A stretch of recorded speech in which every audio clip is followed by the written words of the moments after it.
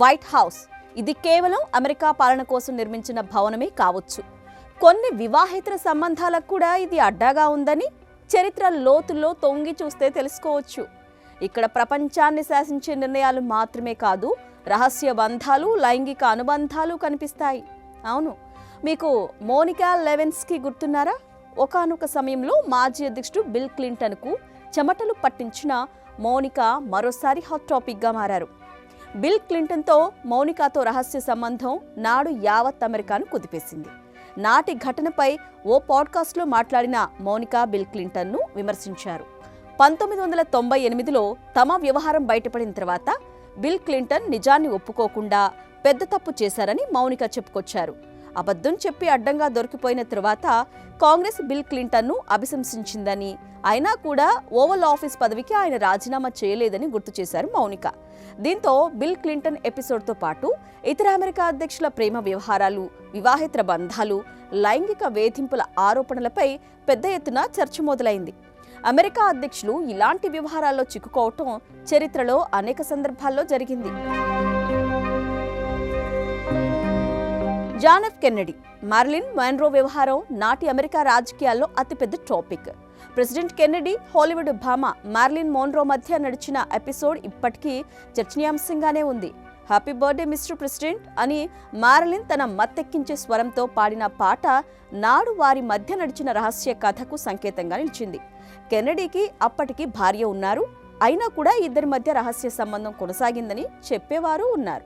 చివరికి మారిలిన్ అనుమానాస్పద స్థితిలో మరణించడం మరో సంచలనంగా చెప్పాలి. ఆమె మరణం ఎన్నో ప్రశ్నలను మిగిల్చింది. అమెరికా మూడో అధ్యక్షుడు థామస్ జెఫర్సన్ తన ఇంట్లో పనిచేసే సల్లీ హెమింగ్స్తో సంబంధం పెట్టుకున్నారు.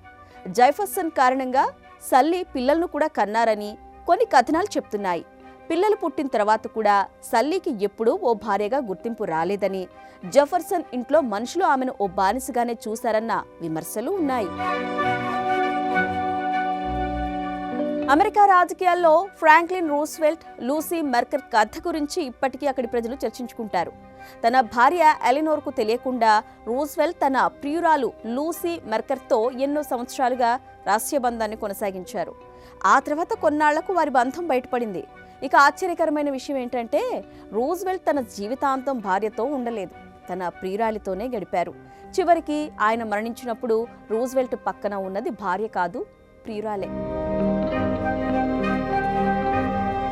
రెండో ప్రపంచ యుద్ధం సమయంలో ఐసెన్హవర్ ఓ మహిళతో శారీరక సంబంధాన్ని పెట్టుకున్నారని కొన్ని కథనాలు చెప్తున్నాయి. ఐసెన్హవర్ దగ్గర డ్రైవర్గా సుమ్మర్స్ అనే మహిళ పనిచేసేది. వీరి మధ్య రహస్య సంబంధం నడిచిందని చెప్తుంటారు. అయితే పని ఒత్తిడితో పాటు ఇద్దరు ఒంటరిగా ఉండడం కారణంగా ఈ బంధం ఏర్పడినట్టుగా చెప్తారు. ఒంటరితనాన్నే వారిద్దరూ ప్రేమగా మార్చుకున్నారని అంటారు. ఇటు అమెరికా ప్రెసిడెంట్ డొనాల్డ్ ట్రంప్ కథ కాస్త డిఫరెంట్. మిగిలిన అధ్యక్షులు శారీరక సంబంధాలతో వార్తల్లోకి ఎక్కితే ట్రంప్పై మాత్రం లైంగిక వేధింపుల ఆరోపణలు ఉన్నాయి. మొత్తంగా చూస్తే Bill Clinton, Kennedy, Thomas Jefferson, Eisenhower, Roosevelt వీరు పాలించిన తీరుతో పాటు రహస్యంగా నడిపిన బంధాల తీరు కూడా సంచలనాలే.